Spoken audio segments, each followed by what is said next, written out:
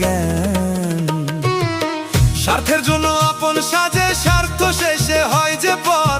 এই দুনিয়ায় দেখছি এমন অনেক স্বার্থপর। ওরে বিবেক বিচার নাই মানুষের, বিবেক বিচার নাই মানুষের, বিবেক বিচার নাই মানুষের, নাই তো কোনো জ্ঞান তোর জ্ঞান।